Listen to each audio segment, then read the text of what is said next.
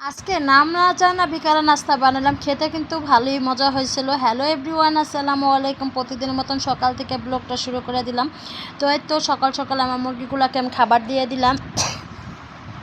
খাবার দিয়ে দেখলাম কি গাছে এত রকমের ফুল ফুটেছে, কি যে সুন্দর লাগতেছিল ভিউটা, মাশাল্লাহ। আমার এক কোনা বারান্দা, এক সাইডে হয়েছে মুরগি আর এক কোনা হয়েছে মানে গাছগাছালি। আমার এই মুরগির ভিডিওগুলো যে আপনারা এত পছন্দ করেন এটা আমি কল্পনাও করতে পারি নাই, কারণ পোষা পাখি পালা কলম একবারও অপরাধ না।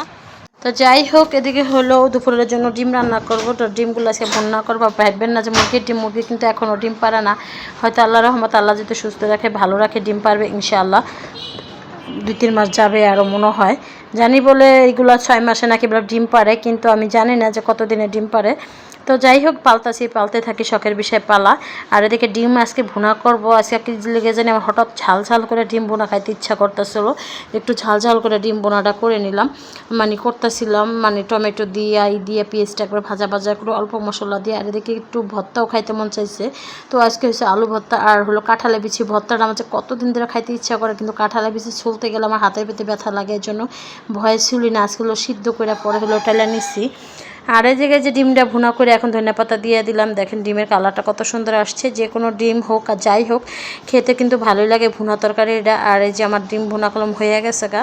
তো এখন আমি নামাই নিব। নামাই নেওয়ার পর হলো একবার মাখাটা ভুনা করছি, জানি তেল বের হয়ে এক পর্যন্ত। আর এদিকে হলো ধুন্দুল ভাজি করব, আর হলো আলু ভর্তার কাঁঠালা বিচি ভর্তা। তো ধুলগুলা কেটে নিছি। তো কেটে নেওয়ার পর হলো সুন্দর করে ডিমের কালারটা একটু ভিডিও করলাম, যে আসলে দেখতে সুন্দর, যে কোনো জিনিসের দেখতে সুন্দর হলে কোন খেতেও বেশ মজা হয়। আমি জানি না কার কাছে কেমন লাগে, বাট আমার কাছে ডিমের তরকারিটা অনেক ভালো লাগে। ডিম ভুনা বলেন, ডিম লাউ দিয়ে, ডিম আলু দিয়ে, ডিম পেঁপে দিয়ে, যেটা দিয়ে হোক না কেন আমার কাছে ভালো লাগে। আর এদিকে যে দেখেন আজকে দুপুরে খাবার ছিল ডাল, আলু ভর্তা, কাঁঠালে বিচি ভর্তা, আর ছিল ধুন্দুল ভাজি, আর ছিল ডিম ভুনা। এরকম মাঝে মাঝে সাধারণ খাবারগুলো এরকম অসাধারণ লাগে আমার কাছে। জানি না কার কাছে কেমন লাগে, বাট আমার কাছে অনেক অনেক ভালো লাগে। তো যাই হোক, এদিকে রান্নাবান্না শেষ হইতেছে আর আমি এদিকে রান্নাবান্না করতেছিলাম। আর এদিকে দেখি আমার ছেলেকে আমি পড়তে বসে দিয়েছি। আমার ছোটো মেয়ে তখন পড়তে বসে গেছে। ও বলতেছে আম্মু এ লেখি এ। আমি জিজ্ঞাসা করছিলাম কী লেখতেছে, বলতেছে এ লেখি।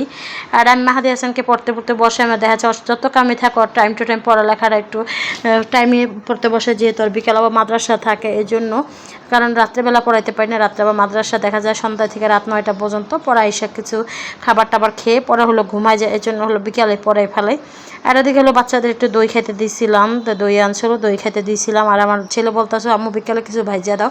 আসলে বিকালে কি জানি কি বানাইছে, আমি নাম জানি না, কিন্তু খেতে অনেক মজা হয়েছিল। তো এটা হচ্ছে আলু দিয়ে এই দিয়ে মশলা দিয়ে পরে রুটির ভিতরে বেলার মতো করে পরে আলু দিছিলাম ভিতরে, আর একটু একটু করে পুর দিছিলাম। দেওয়ার পরে এভাবে ভেজে ভেজে নিছি। খেতে তখন বেশ মজা হয়েছিল। নাম জানা বিকালের নাস্তা আজকে। মাঝে মাঝে এরকম নাস্তাগুলো এখন বাচ্চারা অনেক পছন্দ করে। আমার ছেলে বলতেছে কুরকুর চিপস ভেজা দাও আলু দিয়ে। তো আমি আন্তাজে কুন্তাজে যা পারছি তাই একটা নাস্তা বানিয়ে নিয়েছি, খেতে অনেক মজা হয়েছিল। তো যাই হোক, বিকালে নাস্তা খেতে খেতে আপনাদের থেকে বিদায় নেব। সবাই যদি আমার ভিডিওগুলো ভালো লাগে লাইক কমেন্ট শেয়ার করে পাশে থাকবেন। সবাই ভালো থাকবেন, সুস্থ থাকবেন। আল্লাহ হাফেজ, আসসালামু আলাইকুম।